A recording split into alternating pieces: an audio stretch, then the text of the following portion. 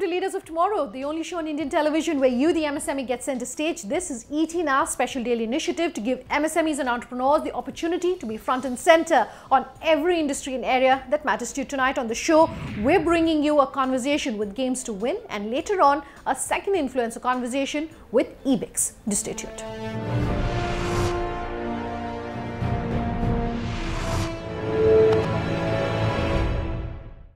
India may be known for the quality of its manpower when it comes to the animation industry, but how about the local market? I caught up with industry veteran Alok Kejriwal to understand whether games, particularly in local languages and conforming to local themes, are picking up here in India and what an MSME interested in the space should be looking at. Take a listen. Thank you for speaking with us here, Alok. Let me start by asking you to talk to our viewers about the journey, the history really behind Games to Win. Just what would you like for them to know about the company? Sure. So Games to Win is my fourth, startup. It's a mobile games company, casual, snacky games, fun stuff that people like to play, download, play. Unfortunately, you even forget that's the way games are. We have about 150 million downloads. This is probably the largest download count in India. And games played by consumers all over the world. And we have 4 genres that we really excel at. Driving, which is parking and driving. Believe it or not, that's a game genre in itself. Okay, but we're still very bad at it when it comes to our roads. Which is why people love it. Dress up, cricket, and conversation games. The business is profitable, unusual for a startup nowadays, and it's been a phenomenal journey. We started as an PC games company. Couldn't find a market for that. Then we morphed to an online games company. Had a long period of 5 years of struggle. It was very hard to make money, and it finally culminated in smartphone mobile games, which is probably our calling. Okay. So it's a beautiful 10 years long journey now. Okay, so I will talk about how you're making money, how someone in this industry can make money. I will come back to that. Sure. But I want to talk about what perhaps have been some of the biggest changes that you've seen in this industry. Let's talk just the last 5 years. What have been some of the biggest growth drivers? It's the biggest transformation worldwide, and especially in India, has been the adoption of smartphone. So everybody's got a smartphone. We used to have these Nokia phones that could do just calling up people. Everybody's got this beautiful smartphone in their hand. Price points of smartphones have plummeted, so affordability has increased. And the biggest boon for businesses like ours is the cost of bandwidth. It's crashed. So you have 3, perfect storms that have collided together. And because consumers now have content at the tip of their finger, which really doesn't even cost them anything, consumption has soared. And that's the best thing that could have happened to at least the mobile games business. Okay. You were seeing revenues for someone who's in this industry. How do you make money? Talk to our viewers about perhaps what some of the challenges have been. You said, for about 5 years, it was very difficult to make money. The market has changed. What has sort of led that change? How are you making money? So the basics always remain the same about any business, right? To make money, you need consumption. And thankfully, the business of consumption or the challenge of consumption is now easier to solve.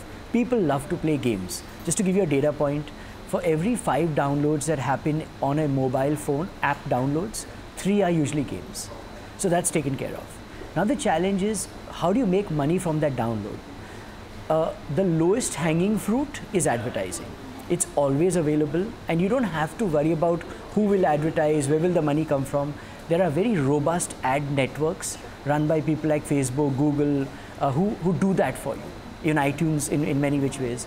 So as long as you've got a good game that people are enjoying and you place ads in a non-obtrusive, not that irritating manner, you've got your base cost covered.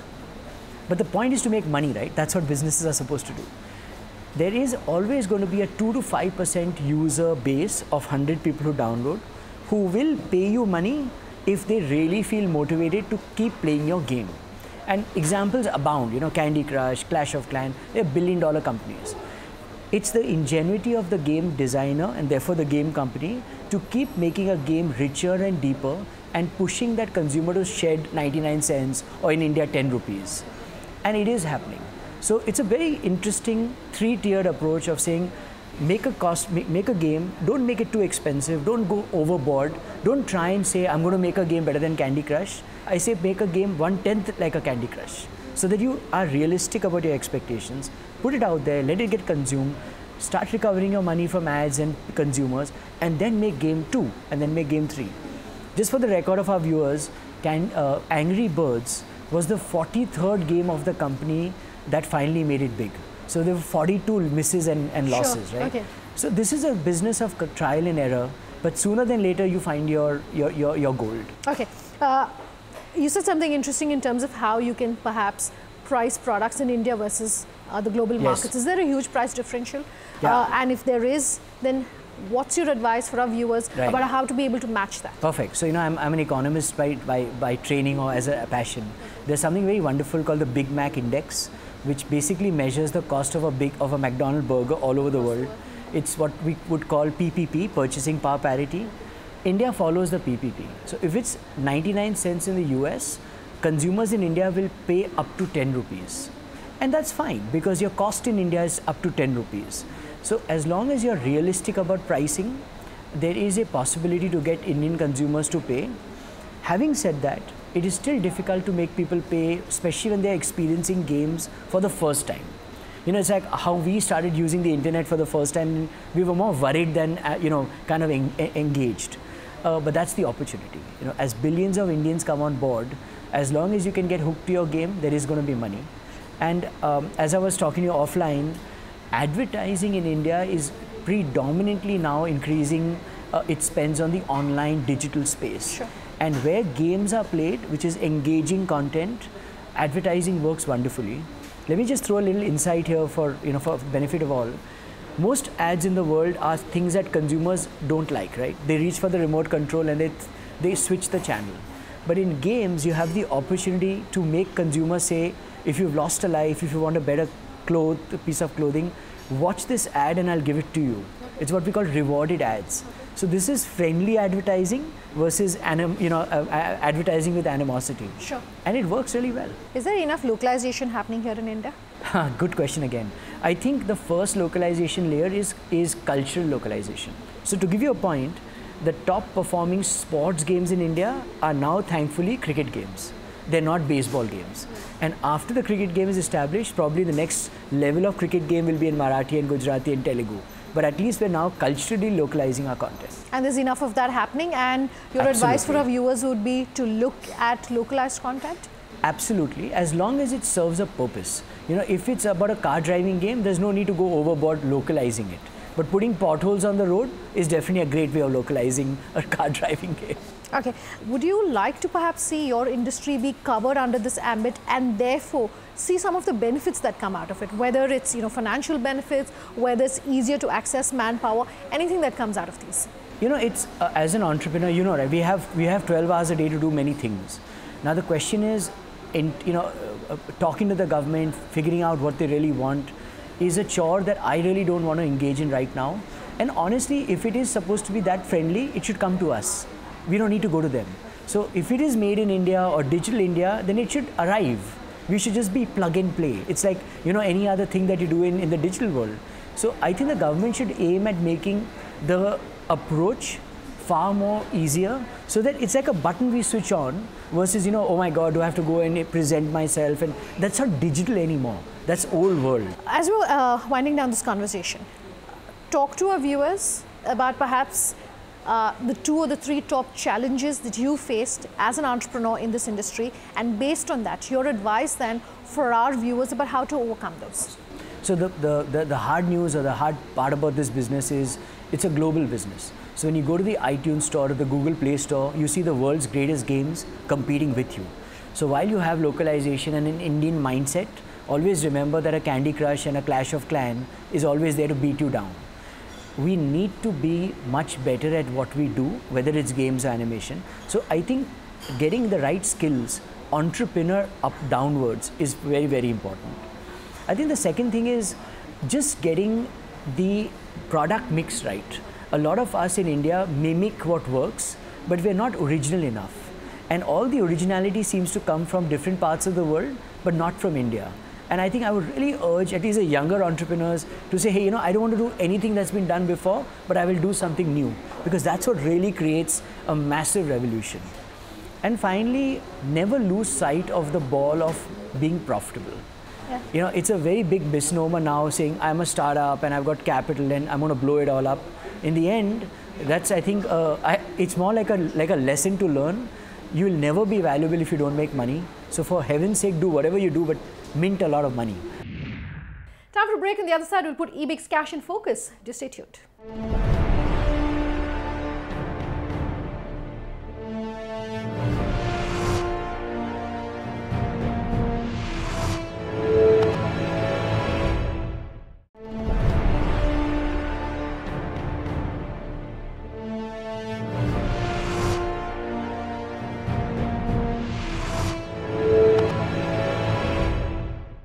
Fintech is disrupting how MSMEs can and should be doing business, particularly post demonetization. And I caught up with Ebixcash to understand how this market is changing, what some of the biggest things MSMEs need to keep in mind. Take a listen.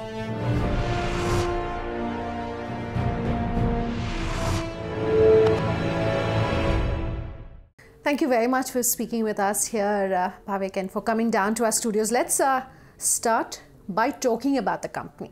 We love for our viewers to understand, to get an insight into what the business is, how it runs, you know, the sort of roadmap that's led you up to where you are. So let's start there. I think as a country, as a nation, we've seen 1 year pass post demonetization and this pledge for digital cash.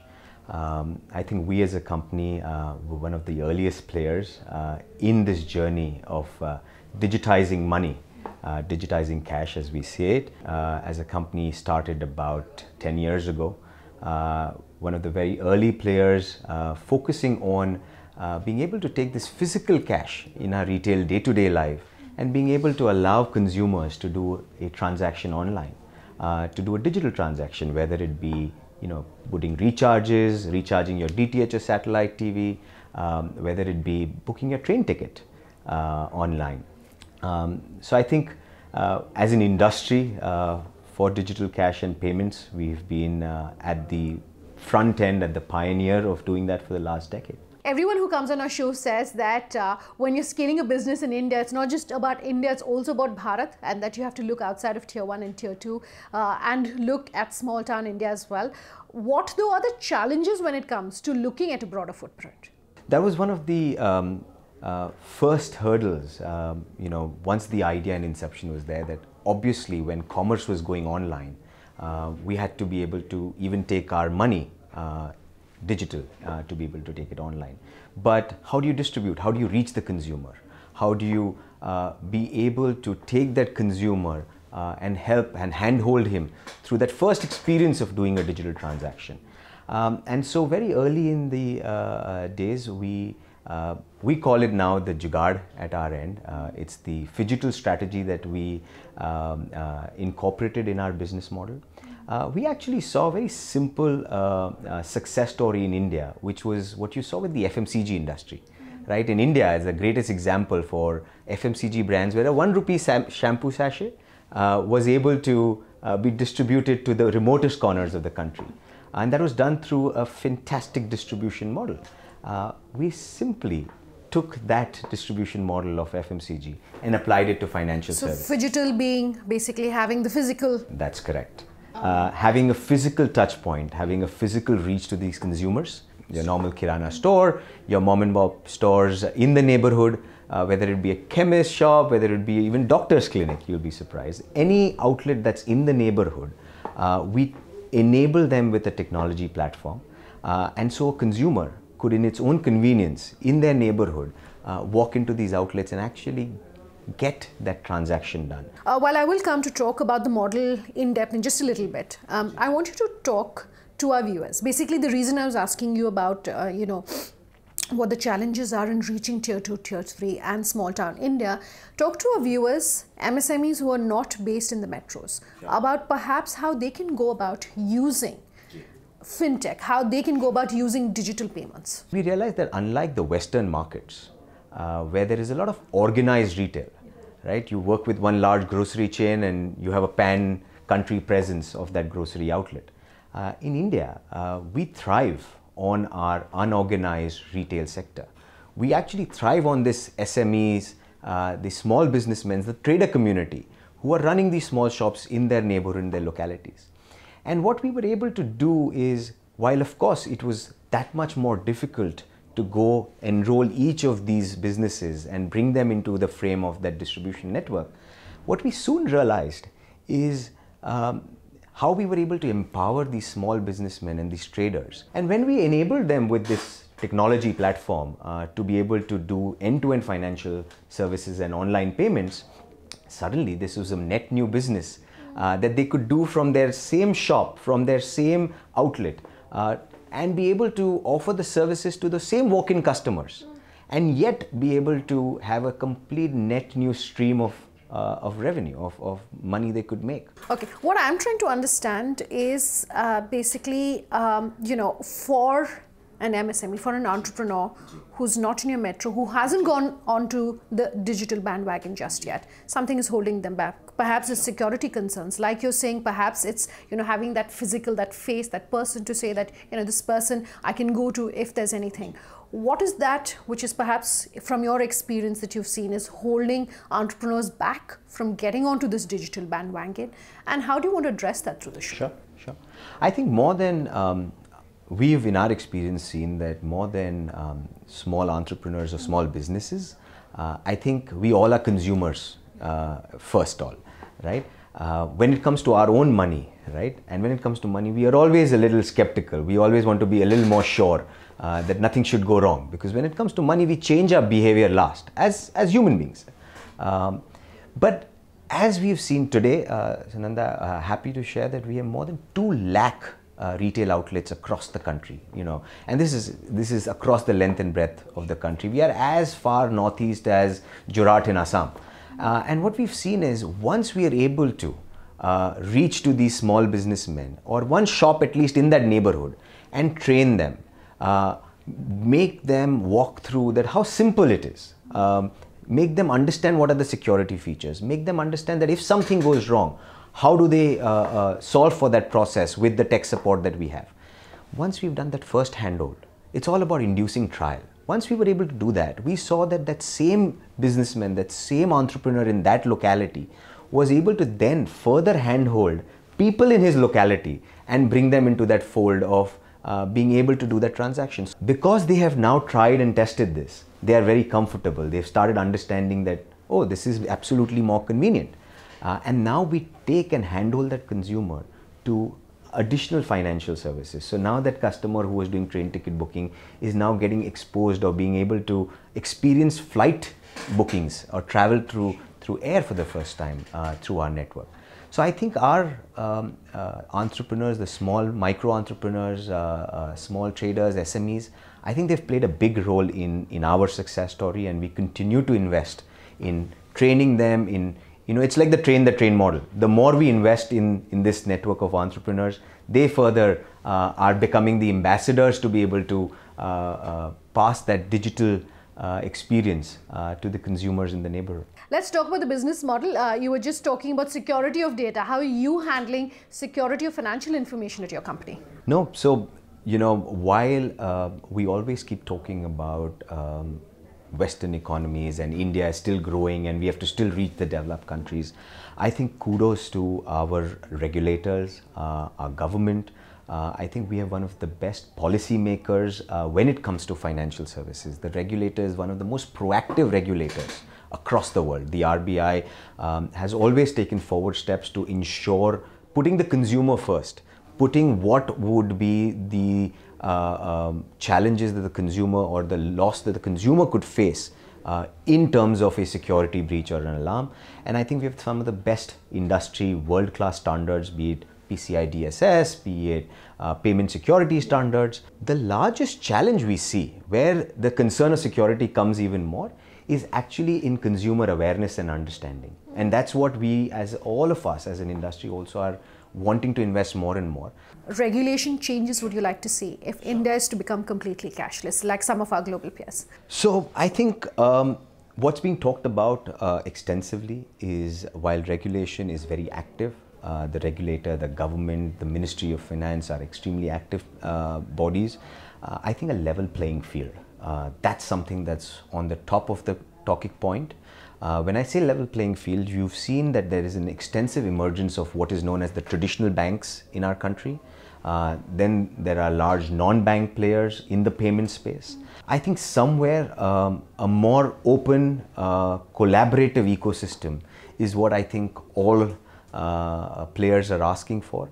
Okay, last two questions for you, very quick questions. First, you've had a buyout, you've had a sale, and therefore your branding has changed. What is that experience like? And very quickly talk to us about what entrepreneurs should know about branding and communication as a strategy. In our journey, we knew that if the last decade was about moving to a cashless and payment and digital payment space, we had very clearly charted a path. The next 10 years had to be about being an end-to-end financial exchange.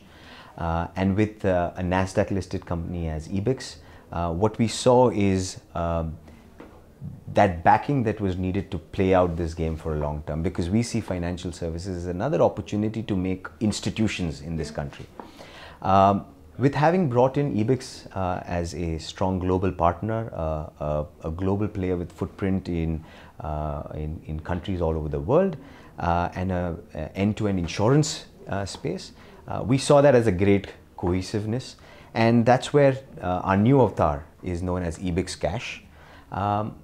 And for us, branding has always been about two things. One is that when you're dealing with financial services and money, you want to be able to deliver trust and consistency with your brand to the consumers. Absolutely, you will hear everybody talking about knowing your consumer, knowing your product, knowing your positioning, and then driving a brand strategy.